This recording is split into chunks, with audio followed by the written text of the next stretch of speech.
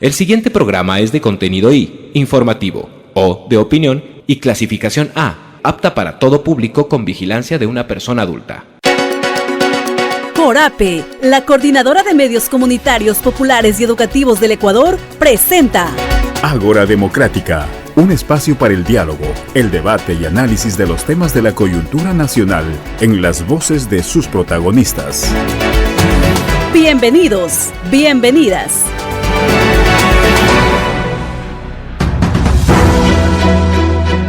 Amigas y amigos, gracias por unirse a un programa más de Ágora Democrática. Hoy vamos a hacer una lectura de los 100 primeros días de gestión del presidente Daniel Noboa, así que no se pierdan este programa. Previo a iniciar, saludamos a los medios comunitarios que conforman Corape, que se suman a esta programación y nos permiten llegar a cada rincón del Ecuador. Recordarles también que este programa está siendo transmitido por YouTube y en las redes sociales de Corape. Soy Elba Luzardo, acompáñenme, iniciamos de inmediato.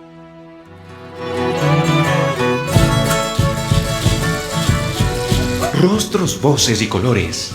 Expresión de tierra diversa y mágica.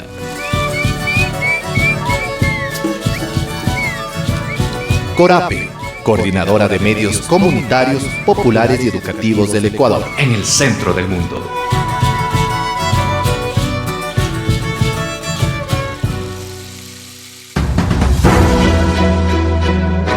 El pasado 2 de marzo, el presidente Daniel Noboa cumplió sus primeros 100 días de gobierno. Pero ¿cómo ha sido su paso por la presidencia? A menos de una semana de estar en el poder, envió su primer proyecto en materia económica urgente que fue aprobado por la Asamblea Nacional con una amplia mayoría. Desde ahí se marcó este camino de propuestas aprobadas por el Legislativo, un escenario que para su antecesor Guillermo Lasso nunca se dio, por lo que se habla de acuerdos entre bancadas, lo que ha permitido a Noboa alcanzar sus metas. El estado de excepción al que siguió la declaratoria de conflicto armado interno, la convocatoria a una consulta popular como lo anunció en campaña, y las iniciativas económicas como la subida del impuesto al valor agregado IVA son otros de los temas que marcaron sus 100 primeros días. Las decisiones de Noboa han sido acertadas en medio de la situación que vive nuestro país. ¿Su popularidad puede verse afectada con estas decisiones? ¿Un presidente que ha sabido actuar y comunicar o un presidente que le pasa factura la falta de experiencia en la gestión pública? Estas y más preguntas en este espacio. Iniciamos y vamos a conocer a quienes nos acompañan para el programa de hoy. Está junto a nosotros Santiago Cahuasquí, él es abogado, antropólogo y magíster en sociología política, también es docente. También nos acompaña Diego Pérez Enríquez, es doctor en Ciencia Política por la Universidad de Belgrano, Buenos Aires, es docente investigador de la Escuela de Seguridad y Defensa del Instituto de Altos Estudios Nacionales. Bienvenidos y vamos a iniciar este programa. Empezamos con el doctor Cahuasquí. Yo mencioné algunos temas que han marcado los primeros días de trabajo del presidente Daniel Noboa, y uno que marcó el inicio de su gestión y sigue generando discusión es este acuerdo con bancadas, por ejemplo, como Revolución Ciudadana y el Partido Social Cristiano, en donde parece que se dejó de lado a Construye. ¿Cómo analiza usted el impacto de esta decisión en el trabajo del presidente Daniel Noboa? Bienvenido. Muchísimas gracias, Elba. Un gusto siempre estar en la red de medios comunitarios, Corape, y en el programa Ágora Democrática. Me parece, quizás para contextualizar un poco, porque el contexto es siempre determinante, modela la situación de los actores sociales y su proyección. El contexto en el cual recibe el presidente Noboa el país es, sin lugar a dudas, un contexto de mucha fragilidad, de una enorme fragilidad para el país. Recibe el país más violento de la región, con cerca de 7.900 asesinatos por cada, en todo el 2023, casi 46 muertes por cada 100.000 habitantes, con un déficit fiscal de 5.000 millones de dólares, con, yo diría, un fracaso descomunal en la acción gubernamental del presidente Lasso. Es decir, llega en un contexto de mucho cambio, de mucha fragilidad en el plano económico, en el plano social, y a partir de esto justamente uno de los retos fundamentales era construir a partir de la muerte cruzada una correlación de fuerzas que permita la gobernabilidad. Este resetear y va de nuevo que supone la muerte cruzada, lo que hizo fue predisponer a los actores políticos en la Asamblea Nacional de manera diferente. Y me parece que hasta el momento el presidente ha sabido gestionar la política en el plano legislativo, tiene 4 proyectos de ley económica urgentes aprobados, la mayoría de ellos con más de 100 votos de los 137 de la Asamblea Nacional.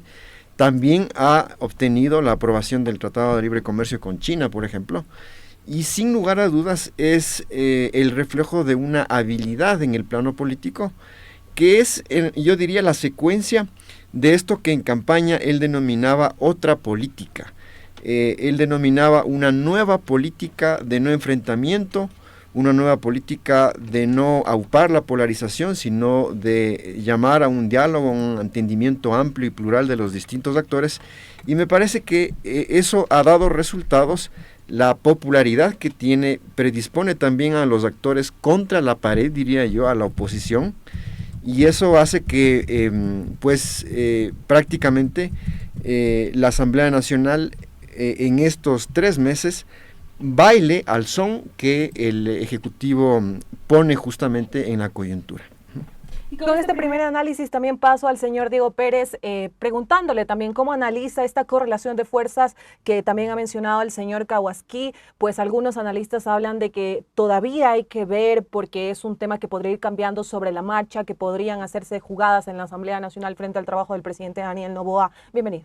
Gracias, Delva. A ver, a mí me parece que es fundamental desmitificar el problema de las alianzas legislativas, ¿no? Las alianzas legislativo-ejecutivo, porque si bien tendemos a asumir que atrás de una alianza, de cualquier alianza, viene lo peor, en realidad es parte del juego democrático la necesidad de conseguir ese espacio de gobernabilidad que se requiere, más aún considerando las condiciones que me parece que Santiago las describió perfectamente, las condiciones con las que inicia este gobierno. Ahora, el tema allí es cuál es el plan de mediano, de largo plazo que hay para el gobierno, y ahí es donde a mí me hacen ruido la inexistencia de definiciones que vayan más allá de los 10, 15 segundos de TikTok, ¿no?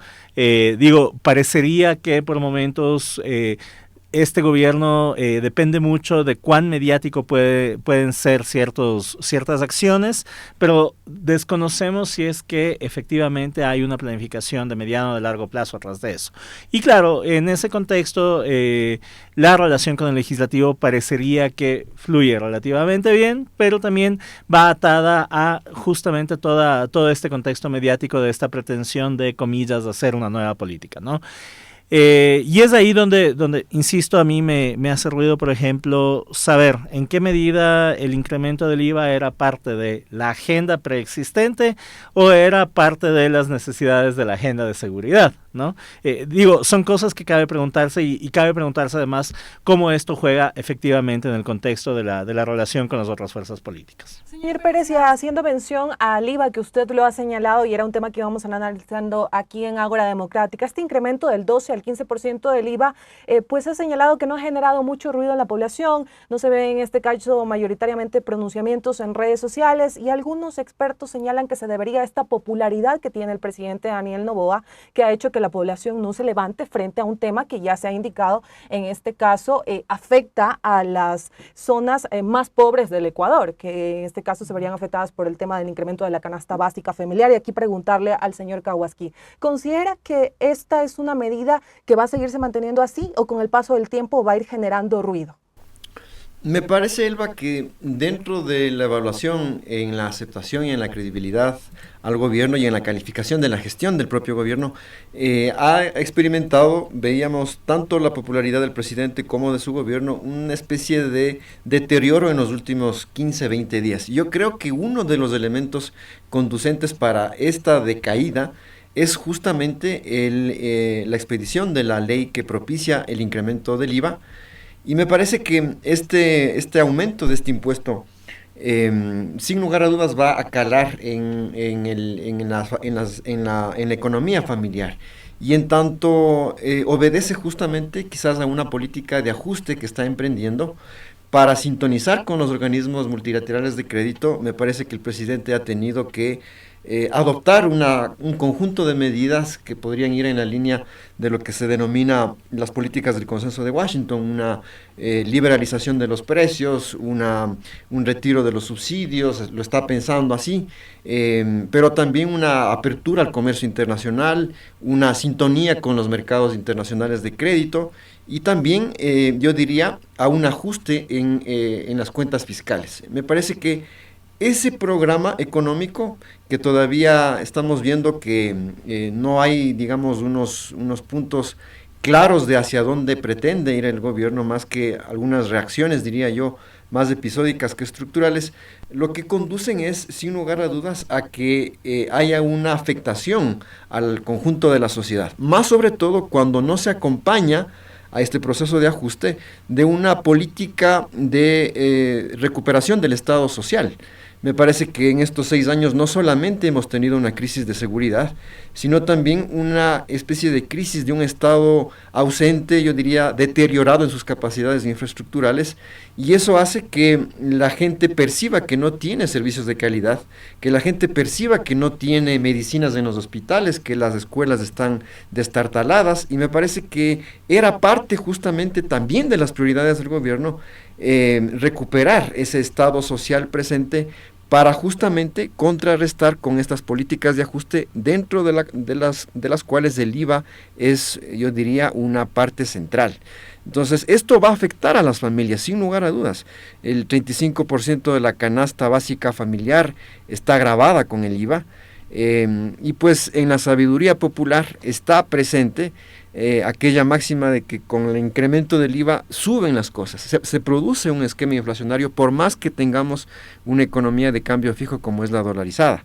Entonces me parece que va a haber una afectación, aún no se siente, yo diría, los efectos del incremento del IVA, vendrá justamente en los próximos meses una afectación ya más real al día a día de la economía de las familias. Y usted habla de esta afectación, pero ¿qué pasa también con la reacción de la ciudadanía? ¿Cree que ya una vez que esté vigente el aumento del IVA desde el 1 de abril, pues podría existir una reacción por parte de la población y quizás se levante frente a esta medida del presidente Daniel Noboa o no?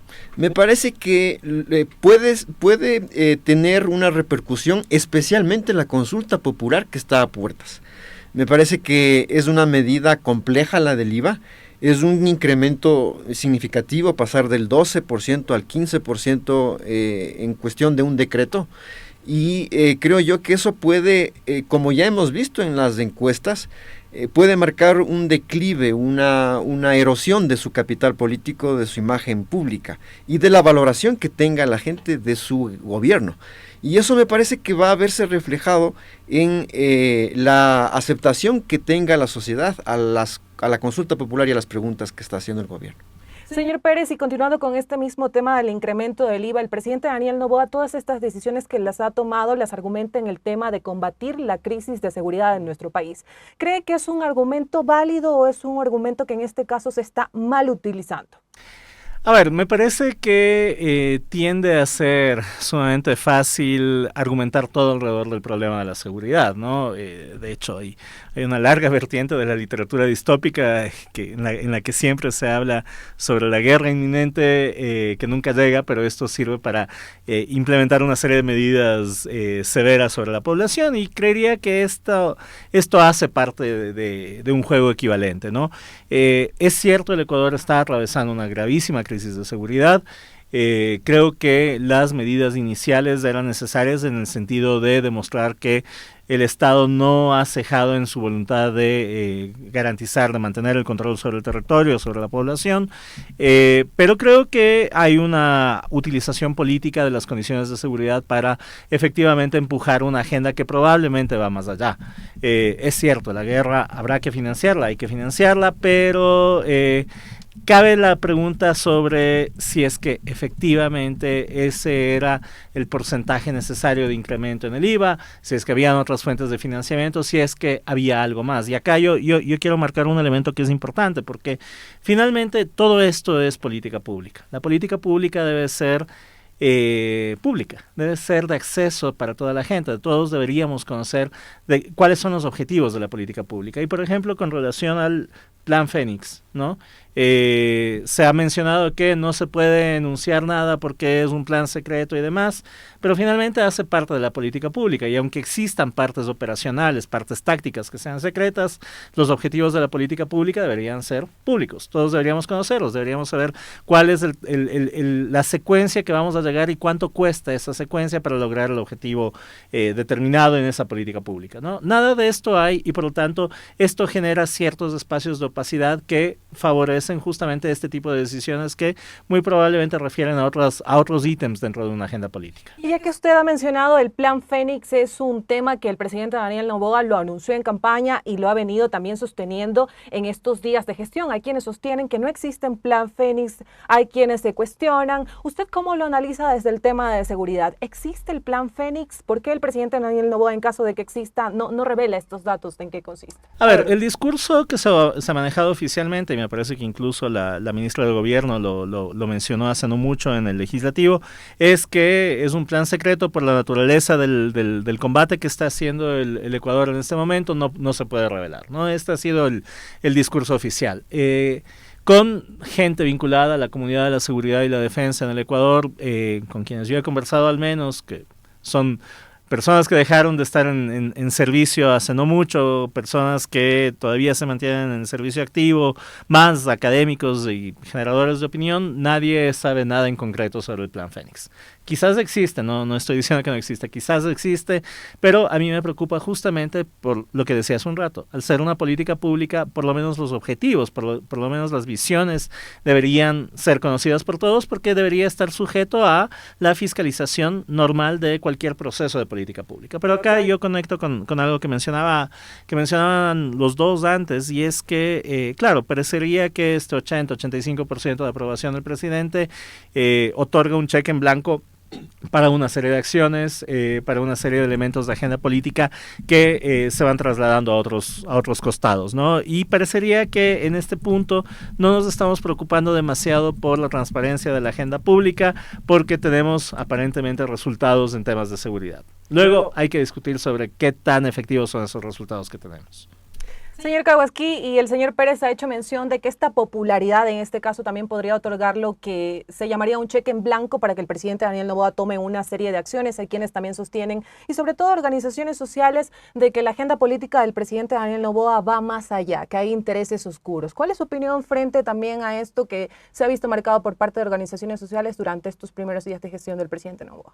Sí, me parece que lo que tú has mencionado sucede, estamos acaeciendo justamente eso, porque la guerra interna, esto que ha denominado el presidente guerra interna no internacional, con la expedición de los decretos 110, 111, me parece que es el mínimo común denominador para todas las políticas, no solamente de reducción del gasto público, no solamente las políticas de ajuste, sino también, por ejemplo, para justificar el incremento del IVA.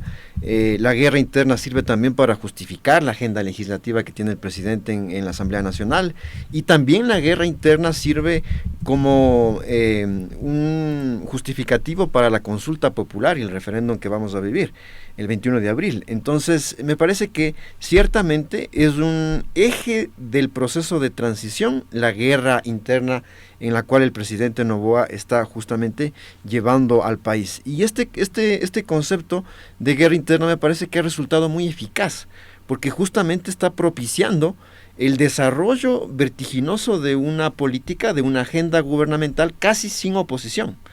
Casi sin oposición en el legislativo más bien reaccionario a las propuestas de Noboa, un ejecutivo casi acorralado, diría yo, sin iniciativas legislativas que no salgan del ejecutivo.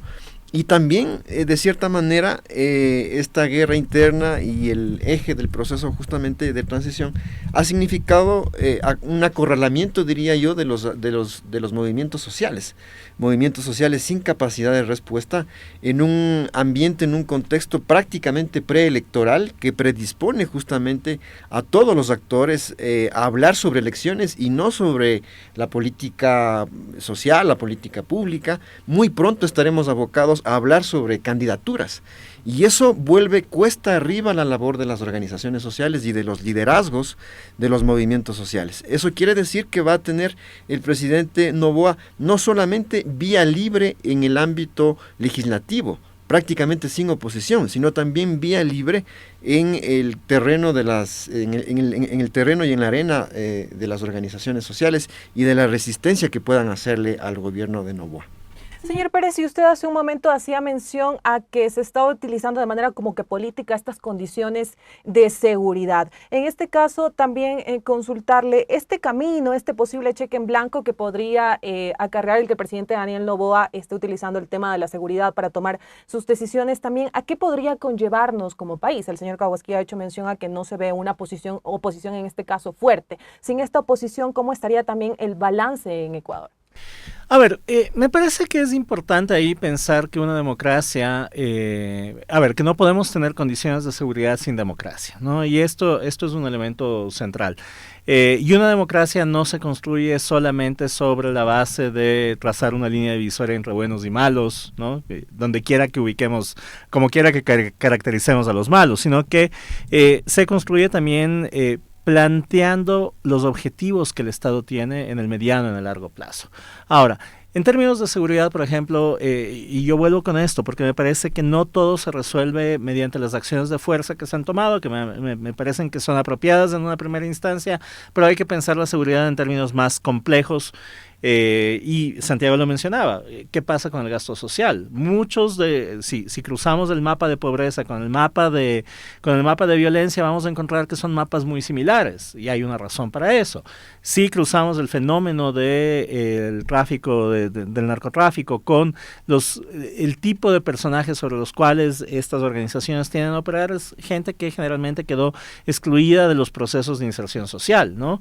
Cuando nos horrorizamos por estos niños gatilleros en Esmeraldas, tenemos que estar conscientes de que esto quiere decir que el Estado les falló a esos niños, a sus padres y probablemente a sus abuelos. Les dejaron sin opciones de vida y no encontraron más que vincularse a una organización criminal. Entonces, digo, es necesario pensar la seguridad, sí, pero en términos más complejos, en términos, si queremos utilizar el término de la Constitución, en términos integrales, pensando que hay que fortalecer los costados sociales, hay que fortalecer los costados de educación, de salud, de todo esto, pero además hay que garantizar que esas personas logren tener efectivamente una voz, una posibilidad de disentir frente a lo que pueda suceder, ¿no? Y a mí me preocupa la categorización del terrorismo porque cualquier acto, como la definición del COIP es tan amplia, cualquier acto es susceptible de ser interpretado como terrorista, ¿no? Por lo tanto, mi disenso en este momento puede ser interpretado como un acto terrorista, por lo tanto, podría esto acarrear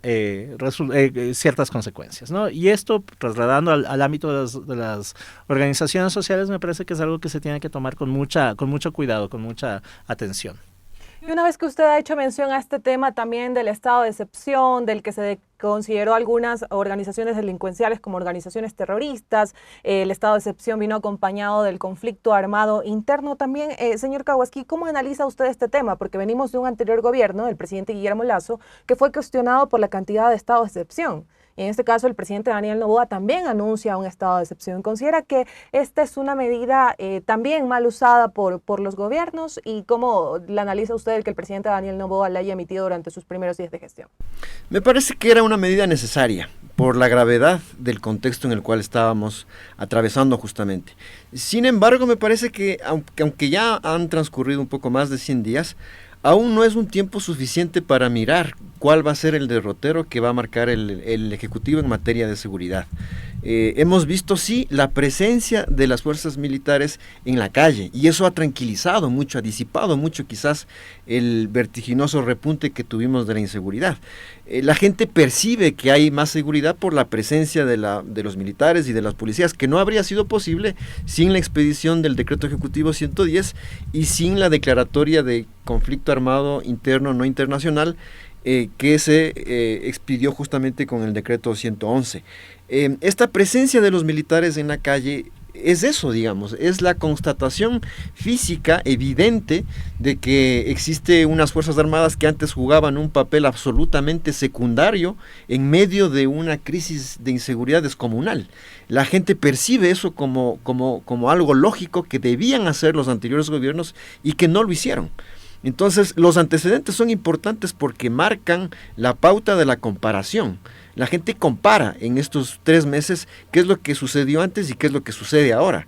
Hay una constatación de que hay una presencia de las Fuerzas Armadas importante, disuasiva, pero aún falta ver si es que, por ejemplo, hay una presencia importante del Ejecutivo en las cárceles. Eso aún es una gran incógnita.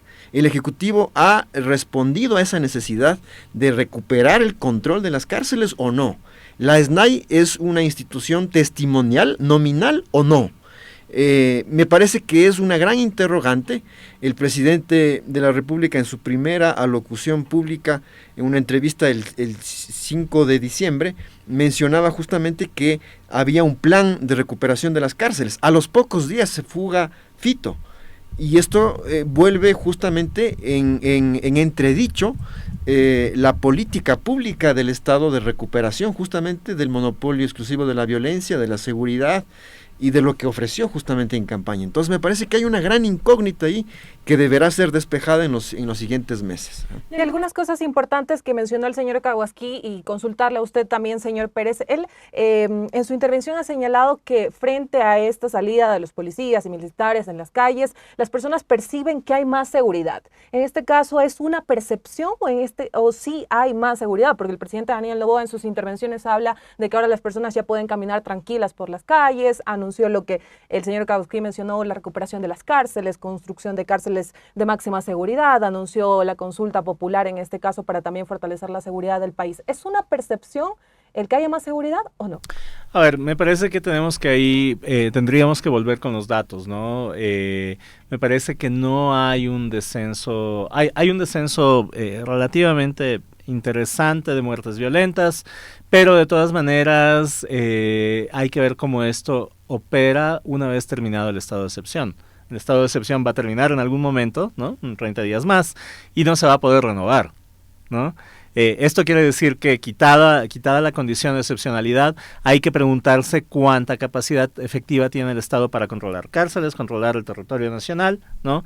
Y además hay que preguntarse ahí cómo la relación entre el Estado y las organizaciones criminales va a mantener una condición de guerra o esto se va a transformar en algo más, ¿no? Entonces, en este momento creo que estamos todavía bajo un efecto burbuja de la condición del estado de excepción. Hay que mirar cómo se desenvuelve todo en lo posterior. Yo tengo la duda sobre si es que efectivamente el Ecuador es más seguro hoy, ¿no? Tengo la duda sobre si es que estas organizaciones han dejado de operar. Quizás son menos visibles, quizás tácticamente se han retirado, pero dudo que, considerando las dimensiones del negocio que implica el crimen organizado, dudo que hayan decidido dejar de estar acá, que hayan decidido dejar de operar. Y acá conecto con un tema de coyuntura, pero es que conforme la Fiscalía sigue operando, conforme la Fiscalía sigue avanzando en ciertas líneas de investigación, comenzamos a ver que cada vez más se vuelve evidente la penetración de estas organizaciones criminales sobre los espacios de decisión política. Entonces no es el problema de quien me roba el celular en la calle, es el problema de quien está lavando millones y millones de dinero a través de una serie de operaciones financieras complejísimas con amparo de las propias instituciones políticas del Estado, ¿no? Y creo que hay que reflexionar sobre eso. Perfecto, con estas intervenciones nos vamos a una pausa, pero ya regresamos aquí en Ágora Democrática a seguir hablando algunos de esos temas que han marcado los 100 primeros días de gestión del presidente Daniel Noboa, que si bien se cumplieron hace algunos días, pues es importante también hacer este análisis con nuestros invitados. Ya regresamos con ustedes, amigos y amigas. Inicio de espacio publicitario. Corape Digital TV es el primer canal informativo ecuatoriano de transmisión continua a través de YouTube. Y en estos primeros minutos, con noticias y análisis de los sucesos que ocurren en el país. Sí, nos encontramos aquí en este momento se encuentra ya hace poquísimos instantes el norte de la capital. Corape Digital TV cubre los acontecimientos en el lugar de los hechos, con los protagonistas de la noticia, a través de diálogos y entrevistas. Suscríbete a Corape Digital TV y síguenos a través de nuestras redes sociales, Twitter, Instagram, Facebook, YouTube, como Corape Digital TV, y mantente al día de las noticias del momento. En Corape hablamos de los derechos humanos. Respetarlos permite crear las condiciones para que los seres humanos vivamos dignamente en un entorno de libertad, justicia y paz. Corape Satelital, en defensa de los derechos humanos. Un completo resumen informativo con las principales noticias de la semana. Entrevistas, reportajes y más, escúchelo en su radio revista Ecuador en Contacto. Todos los sábados, a partir de las 8 de la mañana, a través de la red de radios afiliadas a Corap en todo el país y el audio en vivo de nuestra página web www.corape.org.es.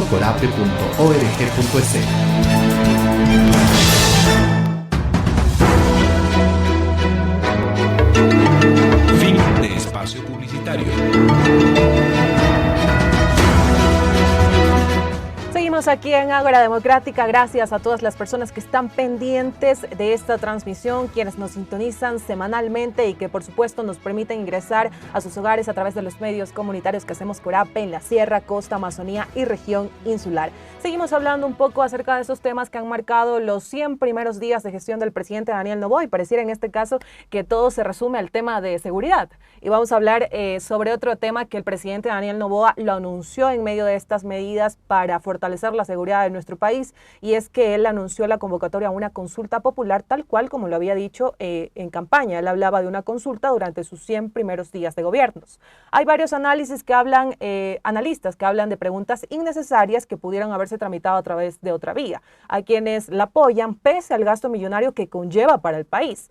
Con todo, igual la consulta está convocada para este 21 de abril. Aquí le pregunto, señor Kawasaki, una medición para la gestión del presidente. ¿Cómo analiza usted también este llamado a consulta popular? Sí, me parece, Elba, que haciendo un análisis un poco más hacia atrás, desde el retorno de la democracia en el Ecuador, las consultas populares han estado siendo promovidas desde arriba, es decir, desde la oficialidad. No resultan en realidad una participación que fortalezca los resortes de la democracia, no son una participación auténtica de los temas que a la gente le interesaría debatir y conocer. Entonces me parece que lo que terminan siendo las consultas, esta también, es en una especie de resorte para fortalecer la autoridad, la legitimidad del convocante. Y me parece que es el fortalecimiento de lo que decía O'Donnell de la democracia delegativa, fortalecer a quien convoca a la consulta popular. Más allá del contenido de las consultas, me parece que el objetivo fundamental de la consulta popular es fortalecer la legitimidad, la credibilidad y el peso político, el músculo político del gobierno nacional. Me parece que el contenido de la consulta, como tú lo has dicho, es muy discutible. Una mayoría absoluta, digamos así, el 90% de las preguntas pudieron haberse tramitado vía legislativa, evitando que el país, erogue 80 millones de dólares en la organización de la consulta popular, en un contexto de recesión, diría yo. Y esto justamente hace que nos preguntemos ¿para qué la consulta? Y me parece que, como tú has graficado bien, la consulta popular va a servir, yo diría, de proyección, de punta de lanza de lo que va a ser las elecciones del 2025. Está pensada para eso la consulta popular. Recordemos que las condiciones políticas en las que llega el presidente Noboa es de fragilidad. Querámoslo o no, institucionalmente es un gobierno frágil. Tiene 13 de 137 legisladores. Le ha resultado complejo construir una mayoría estable. Son mayorías transitorias, ambulantes, las que ha consolidado, que pueden en algún momento darle las espaldas, en cualquier momento. Y eso justamente hace que el gobierno, para disipar el manto de debilidad, tenga que arroparse en un proceso de legitimación, de consulta popular, que le dé un capital político vía plebiscitaria, y que ese capital político le permita tener un reposicionamiento frente al resto de los poderes del Estado, frente a la justicia, frente al legislativo, frente a los actores sociales, que le permitan construir más poder y también ese poder refrendarlo en la elección del 2025, porque se va a presentar el presidente Noboa a esa elección. Entonces me parece que la consulta está pensada más con fines políticos que con una finalidad de consolidar la seguridad en el país. Va a ser positivo quizás algunas de esas preguntas, otras seguramente innecesarias, pero lo que está detrás de esto es una intencionalidad política subyacente de colocar al presidente de cara a las elecciones del 2025. Señor Pérez, y el señor Kawasaki ha señalado que en este caso la consulta no es un reflejo auténtico de lo que las personas quieren, pero en sus discursos el presidente Daniel Noboa, cuando promueve la consulta, habla que también va a ayudar a fortalecer el tema del empleo en el país y el tema de la seguridad. Volvemos nuevamente el tema de la seguridad. Aquí también, porque aquí se habla de permitir controles de armas en los ingresos a las cárceles, incremento de penas. ¿Usted también cómo analiza esta propuesta de consulta? A ver, yo coincido plenamente. Me parece que la consulta como instrumento jurídico no procesa nada que no hubiera podido ser procesado por vía del legislativo. Me parece que en términos de gestión política es inteligente porque aprovecha un momento de alto reconocimiento, alta popularidad del presidente para insertar una serie de reformas por la vía rápida, sin atravesar por la discusión legislativa, sin atravesar ese desgaste, y además considerando que tenemos elecciones dentro de un año más, a partir del momento de la consulta, permite renovar, si se quiere, la imagen del presidente, ¿no? Siento que, además, en este punto, con la elevada aceptación que tiene, difícilmente podría perder cualquiera de los temas en la consulta, y esto le va a proveer un aire especial para seguir adelante con la gestión hasta diciembre, que arrancará la campaña, y luego entraremos pero mucho antes entraremos ya en una modalidad de campaña electoral, ¿no? Entonces es un proceso, es un momento atípico. Siento que la consulta como tal no pregunta nada sustancial ni nada que no hubiera podido ser aprobado por otras vías, pero además nada que no tiene un carácter particularmente urgente para el Ecuador que demande ser aprobada por esta vía, ¿no? Entonces, a mí me parece que es mucho de estrategia, poco de fondo ahí. Y seguimos aquí en Ágora Democrática, y ustedes también coincidían en el tema de que no se ve como esas acciones a largo plazo, en este caso en la gestión del presidente Daniel Noboa. Hemos analizado algunos puntos de sus 100 primeros días de gestión, el tema de la consulta popular, el tema de acciones para enfrentar la crisis de seguridad que atraviesa Ecuador, el tema también de estas percepciones que ha tenido la población frente a diferentes temas. En este caso, ¿cómo consideran ustedes se puede ir marcando ese camino del presidente Daniel Noboa ya teniendo en cuenta todo lo que ha hecho en sus 100 primeros días de gestión? Sí, me parece, Elba, que quizás estamos abocados a una disyuntiva. El propio gobierno está abocado a una disyuntiva de si es que construir un autoritarismo eficiente al estilo de Bukele, por ejemplo, con una visión securitista del Estado, con restricción de ciertos derechos, de ciertas libertades, con una política de enfrentamiento que a veces rebasa, un enfrentamiento al crimen organizado que a veces rebasa el límite de lo permitible en materia de derechos humanos, es decir, un autoritarismo eficiente que controle, que poble las cárceles que ofrece el presidente construir, y que, digamos, barra la basura debajo de la alfombra. Y me parece que por lo que se puede mirar, el presidente está abocado en esa dirección.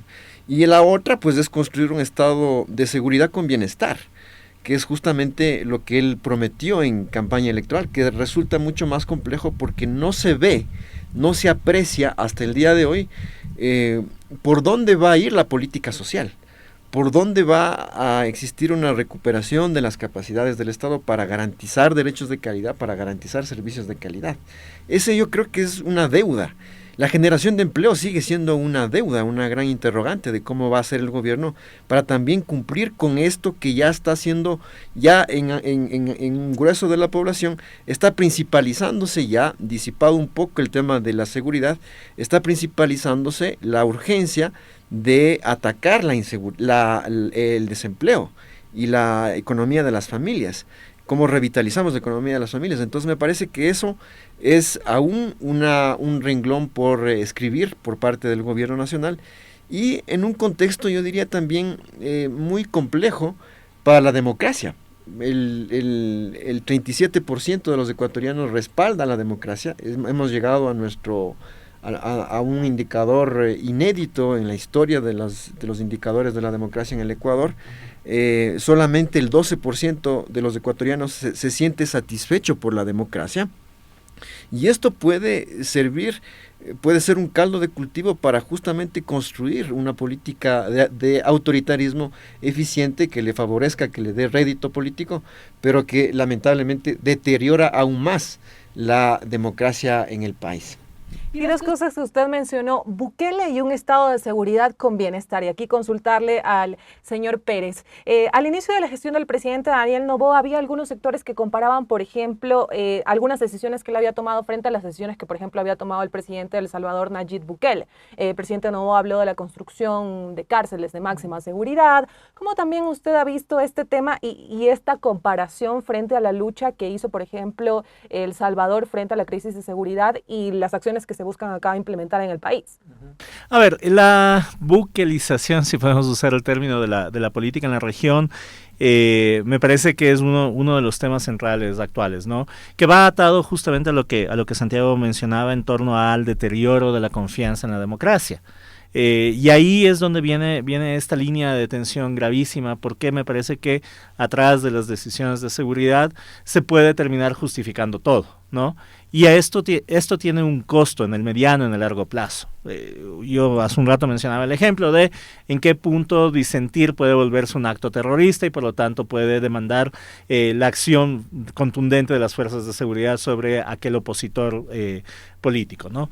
Y esto siento que en el caso del Ecuador además está jugando con una dinámica perversa, con una noción perversa de por fin se pusieron las Fuerzas Armadas en la calle, están controlando la seguridad, lo que viene a continuación tiene que topar todo excepto eso, ¿no? Y siento que allí, insisto, hay una distorsión importante porque no siempre, no necesariamente esas acciones tienen un respaldo y un continente, un respaldo social que garantice que esto pueda seguir sucediendo en el largo plazo. El método Bukele o la perspectiva de Bukele para aproximarse al Estado finalmente es perversa y es muy distinta del caso ecuatoriano, pero es perversa, decía, porque básicamente está residiendo en la posibilidad de encerrar indefinidamente a las personas, tener grandes repositorios humanos sin mucha más aproximación a ellos, digo, sin que existan planes de reinserción, de rehabilitación, de nada. Y en condiciones distintas, porque esas son organizaciones relativamente pequeñas que no están operando de la mano de las grandes organizaciones criminales transnacionales como las que tenemos en el Ecuador, ¿no? Entonces, si el origen del problema en el Ecuador eran las cárceles, esto no se soluciona poniendo más cárceles, ¿no? Si el origen del problema es el crimen organizado transnacional, esto no se soluciona operando solamente a través de la fuerza, sino que, como ya hemos hablado, a través de las medidas sociales, a través de el fortalecimiento de los mismos mecanismos democráticos. Y parte de la democracia es aceptar que hay procesos, que la información debe ser transparente y que el debate es posible. Seguimos en este análisis y como lo había dicho y lo habíamos dicho, pareciera que todo se resume al tema de seguridad. Se siguen anunciando medidas en materia de seguridad y aquí también consultarle, porque el señor Kawaski y el señor Pérez también ha hecho mención a estos temas sociales que se deben abordar, que no todo es la fuerza, no todo es operando a través de las Fuerzas Armadas, no todo se soluciona poniendo cárceles. ¿Cuáles son, en este caso, estas consecuencias que podría traer a mediano y largo plazo el que solamente el discurso y las acciones del presidente Noboa se centren más en el tema de seguridad y deje de lado, por ejemplo, el tema social, el tema de salud? Porque en las calles seguimos viendo también cómo se demanda el acceso a medicinas en el Instituto Ecuatoriano de Seguridad Social, en la salud pública, se sigue hablando del tema de desnutrición en nuestro país. Son temas que parece que no se hayan abordado en estos 100 primeros días de gestión. Sí, y me parece que es una deuda no solamente del Ejecutivo, sino del conjunto del sistema político en el Ecuador. No hay tampoco una agenda legislativa del resto de los actores políticos, por ejemplo, que operan en la Asamblea Nacional. No existe un derrotero claro de hacia dónde debe transitar el país, por ejemplo, en una agenda legislativa para enfrentar los problemas sociales.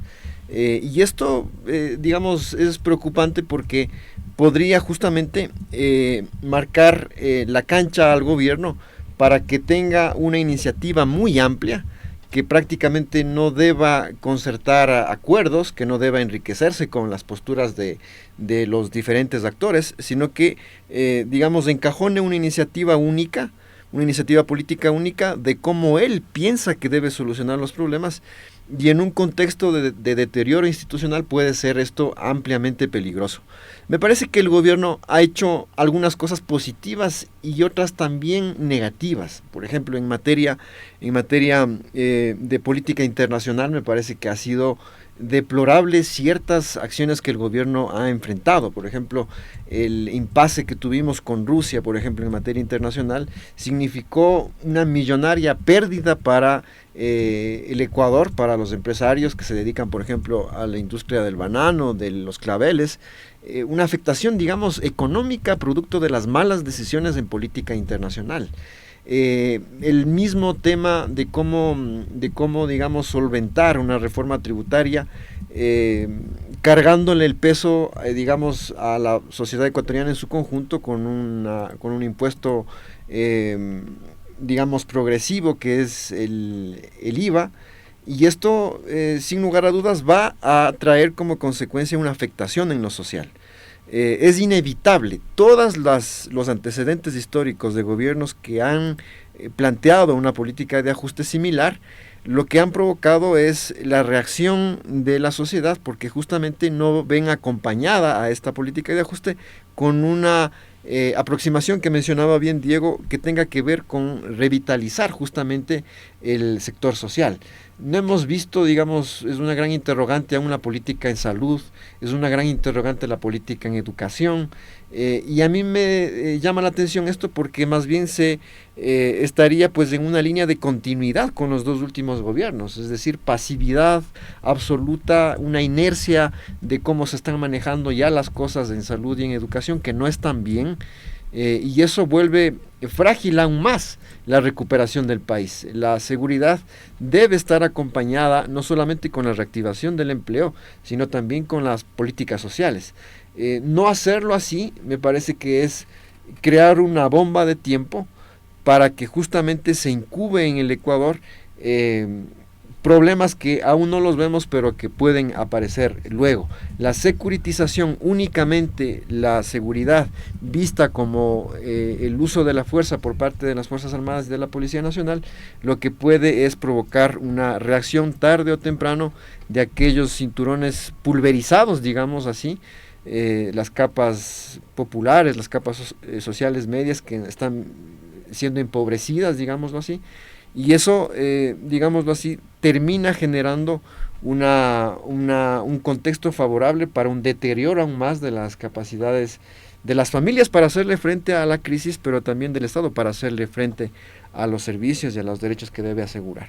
Señor Pérez, y cuando el señor Caguasquí hablaba de este tema de las malas decisiones en política internacional que ha tomado el presidente Daniel Noboa, también le veíamos que usted coincidía con estos temas, y es que se generó en este caso un impasse muy fuerte con Rusia, uno de los principales compradores, por ejemplo, de claveles, de bananos. Se veían afectaciones en algunas zonas del país, y el señor Caguasquí ha hablado de una bomba de tiempo que parece que no se ve en estos momentos, pero podría traer consecuencias graves. ¿Usted también coincide con este tema? ¿Cómo analiza también esto? Sí, efectivamente. Siento que hay mucha improvisación en los otros costados del gobierno, ¿no? Y nuevamente, o sea, parece que todo se resume en la seguridad y nos olvidamos lo que pasa con ambiente, por ejemplo, ¿no? Que aparentemente hay datos que hablan de una gestión muy dispersa, por decirlo menos, en el tema ambiente, y el tema ambiente es sustancial para el Ecuador, es importantísimo. Los temas que es de lo que está pasando alrededor de minería, por ejemplo, de energía en general, quedan abiertos siempre para la duda. Claro, la vara que dejó el gobierno de Lasso fue tan baja que cualquier acción es beneficiosa versus a eso, pero cabe preguntarse qué medidas estructurales han tomado, por ejemplo, en temas energéticos para que en la siguiente gran sequía no volvamos a tener cortes, ¿no? ¿Qué está sucediendo con las inundaciones en la costa? ¿Qué medidas se están tomando para atender a estos sectores? El sistema de gestión de riesgos, hasta donde yo tenía conocimiento, había sido profundamente debilitado. Y es que ese es el problema. Cuando trasladamos toda la capacidad de gestión del Estado solamente a un costado, en este caso la seguridad, nos vamos a encontrar con que vamos a poner la atención solamente en uno de los elementos y en los otros están comenzando a pasar un montón de cosas que debilitan a la propia capacidad de respuesta del Estado. Pero cuando se miran los indicadores que hay, sobre todo en los niveles locales de gobierno, nos vamos a encontrar con demandas de la gente de que quieren que haya más empleo, que haya más presencia del Estado, mejor atención en medicinas y demás, ¿no? Ahora, con relación al empleo, el gobierno en las últimas semanas ha enfatizado alrededor de que ha producido alrededor de 60,000 empleos en estos meses, ¿no? Hay que preguntarse efectivamente dónde están esos empleos, cómo están haciendo esa contabilidad y cómo esto juega con los grandes indicadores levantados por los organismos internacionales. Hay que ver, y por eso yo insisto, es necesario tener información pública fiable, ¿no? Y con el tema de la información pública fiable, quiero pasar al tema del doctor Kawasaki, porque cuando se anunció el estado de excepción, el gobierno nacional hacía constantemente estas actualizaciones de los operativos, del Plan Fénix, operativos entre la policía y las Fuerzas Armadas, y volvemos al tema de la seguridad, pues se hablaba de que solamente eran cifras, datos, pero en los exteriores, en las calles, pues era otra realidad. Usted ha hablado el tema de información pública. ¿Qué pasa con las personas que estamos afuera, que no estamos dentro del gobierno y que en este caso nos consultamos cuál es la realidad actual del gobierno? Usted hacía mención de que de verdad existe el Plan Fénix. ¿Cómo uno en este caso puede cerciorarse de que estas cosas están pasando ahí también? ¿Cuál podría ser esta respuesta por parte de la población frente a las cifras constantes que anuncia el gobierno nacional, señor Kawasaki? Sí, me parece, Elba, que al margen del asunto más técnico en materia de seguridad, lo que vemos es también, quizás en las falencias del gobierno, es una ausencia de la construcción de un relato significativo que pueda, digamos, capitalizar lo que está haciendo con aciertos y con opacidad en ciertas materias en cuanto a la seguridad. No existe una narrativa que acompañe a lo que se está viendo, a la presencia de los militares, al tema de los operativos en las cárceles, en las calles, y me parece que eso también dista respecto a otras experiencias, como por ejemplo El Salvador, que tú citabas. En El Salvador hay una presencia de un relato construido alrededor de la guerra interna en contra de las bandas muy fuerte, muy poderoso, y me parece que eso todavía no ha sido explotado, no ha sido explorado comunicacionalmente por el Ejecutivo. No se ve, digamos, una construcción de un relato, de una línea argumental, de una narrativa que uno pueda darse cuenta fácilmente de hacia dónde quiere llevar el gobierno en materia de seguridad al país. Y quizás pues eso en materia comunicacional se puede ver, quizás por la propia debilidad en la vocería del presidente.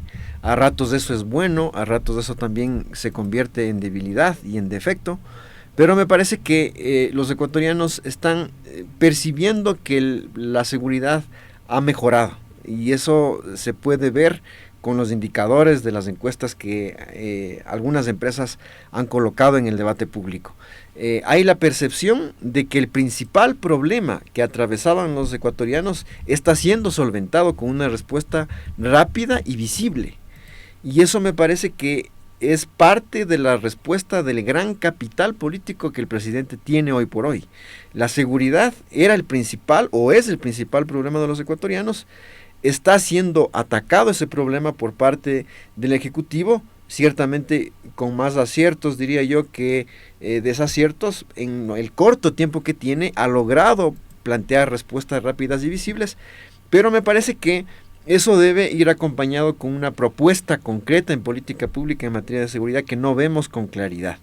En la medida en que logre atacar este tema que es principal, en la medida que siga quizás percibiendo el problema de la seguridad, el pueblo ecuatoriano que siga percibiendo tal cual lo está haciendo ahora, me parece que ya no está ahora en debate quién capitaliza la politización de la seguridad, porque quien ha capitalizado eso es el gobierno nacional.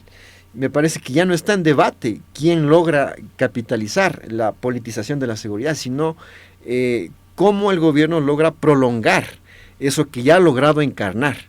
Entonces me parece que en materia comunicacional, política, están bien estos elementos de información, pero no veo que haya una narrativa que englobe, que agrupe, que dé un contexto, que dé una perspectiva a futuro, y me parece que eso es parte, digámoslo así, de las características de la vocería que ha querido marcar el gobierno nacional.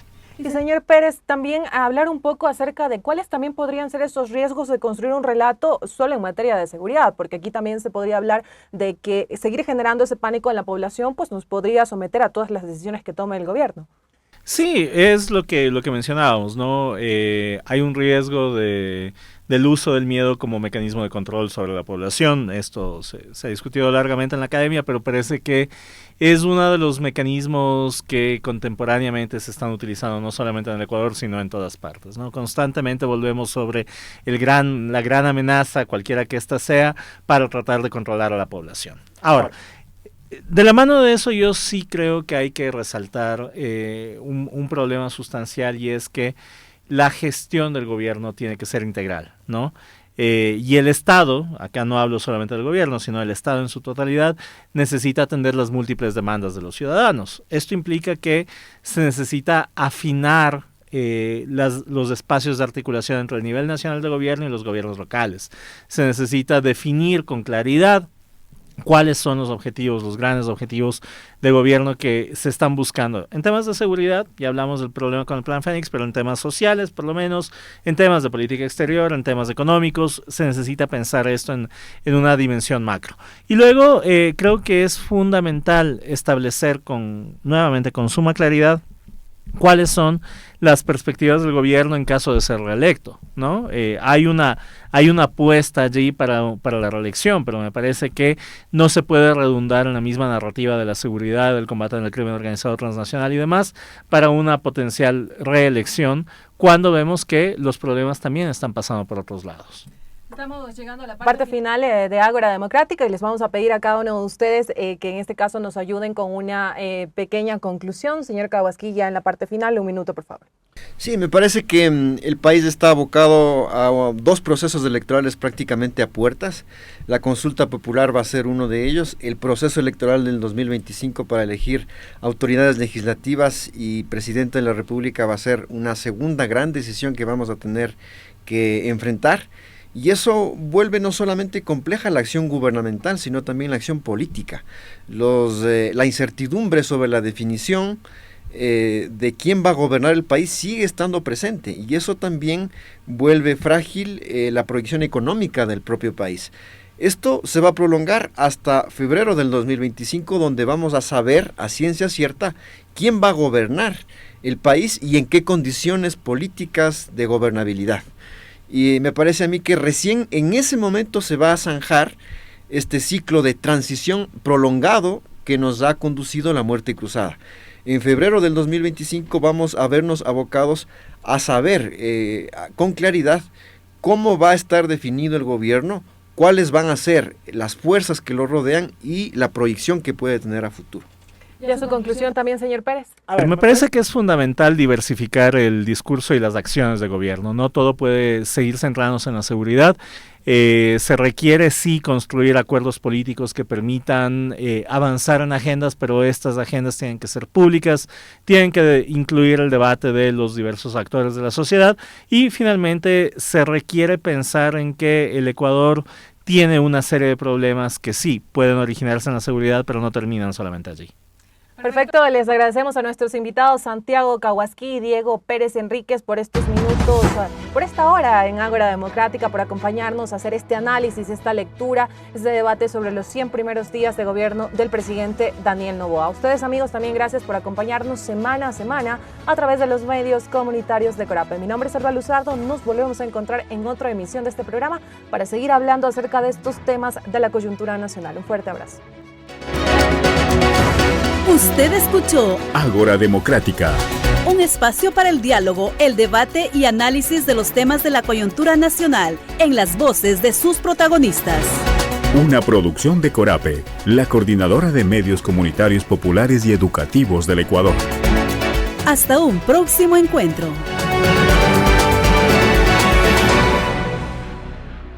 Una producción de Corape. Derechos reservados.